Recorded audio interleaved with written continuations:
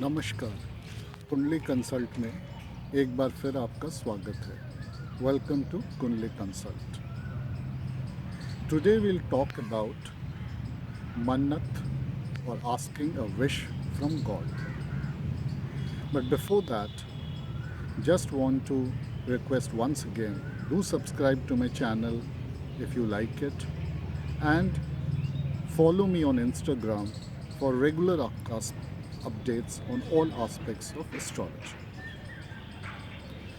So let's talk something about God's wish or mannat that we asked from God from time to time. If this thing happens, we will do this puja or offer this to the God. And then when the things come true, most of the time it does happen when we ask for a wish, then we do that. Or sometimes it does not happen. Or for many people, they claim that it never happens when they ask for a wish for a God. So, is there any astrological relevance to it? Today we'll talk about that. And this you will not find in any astrological book. It's very obliquely through different ways alluded to in some of the classics. So you can say, in a sense, this is original research. Now, ninth house of an horoscope is considered to be the best house of the horoscope. Why? Ninth house indicates God, ninth house indicates Father, ninth house indicates Guru, and ninth house indicates fortune. Fortune, or what is sometimes called also our luck. So, look at the connection. The connection between the ninth house, luck, and God. What essentially it is talking about is that luck, what we call, is related to God. Look at another connection. Fifth house of the horoscope is often called the house which indicates what good things have we brought or good karmas that have we brought into this life. Or it is called as your past life good karmas which we have brought. And that is why it is associated with education, kid, your fame, what you get, so many other positive things. Ninth house is considered even better than that. And it's the house of God, it's house of luck. So what essentially it turns out to be is that ninth house is a place which has stored all the good deeds or good karmas which we have not brought on this life. Which means good karmas which are still there accumulated and which we may use or get in the future life. But, and this is the important part, we can always borrow some good karmas when we want something, and ninth house is related to that. And therefore, when we are asking for a wish from God, what we are essentially doing is we are asking for some results of our good karmas from our future birth into this life. At the end of the day, whatever we get is a result of our karmas of our previous life.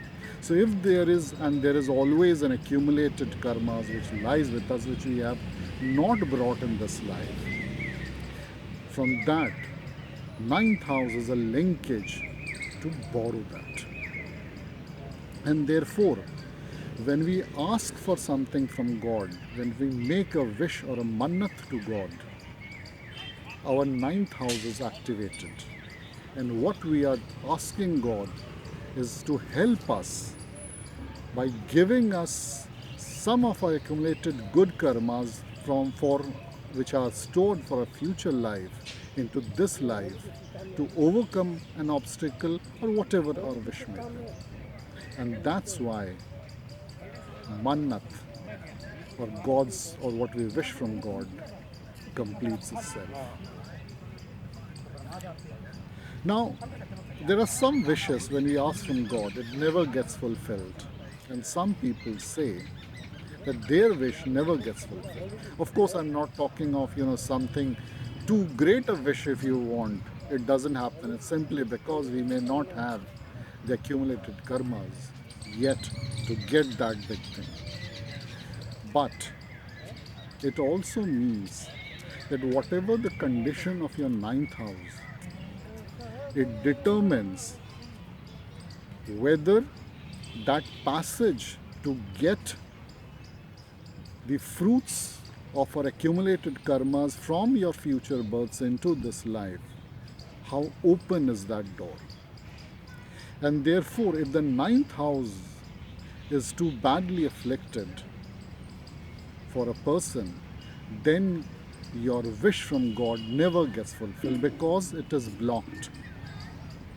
So in a way, when your ninth house is badly afflicted, it also means that you have come into this life where your ability to borrow from your future lives, the good karmas, is simply not there. Also, sometimes our wishes never fulfilled. So I'm not going into those wishes which are too big and those are, you can say, fanciful wishes which cannot be accomplished by accumulated karmas. But even sometimes some normal wish does not get fulfilled even you ask for a mannat. Why does that happen? It's because the placement of certain planets in the ninth house or the ninth house lord or whatever aspects it, by that there are certain things which are blocked, which means the ninth house lord may be wherever it is placed, and if it is afflicted, it simply means that you cannot borrow a positive part or good luck or your accumulated good karmas from your future lives for this aspect of life in this life, for this part of life in this life. So therefore the placement, the ninth house, the condition of the ninth house, the planets in the ninth house, and where the ninth house lord sits determines what and how much of the accumulated good karmas you are allowed to get. And this is really the secret of getting a wish fulfilled from God. Certain aspects, certain parts of life, there's a clear passageway as indicated by the ninth house and ninth house lord and the planets there where you can get your wish fulfilled. And there are other parts of life which you cannot get. And for somebody who has got a badly afflicted ninth house, no positive karmas from your future life can be borrowed into this life. So what happens if your wish gets fulfilled by some mannat and you don't complete that mannat? Suppose you have asked that, my son, if he gets admission into this college, I will do a havan. And what happens if that wish is fulfilled and that havan is not done? Whenever the ninth house after that gets activated, or the planet or the lord gets activated,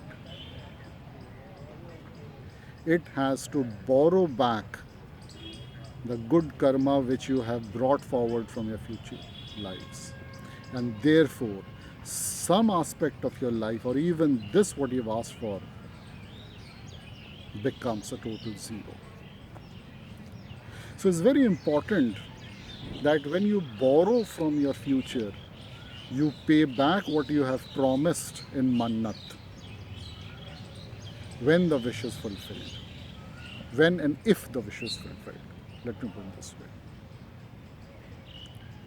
Now I'll leave this with one interesting question which you can think of the answers, and I would be happy if you post whatever you feel is the answer in the comment section or on my Telegram channel also, where I'll be posting this.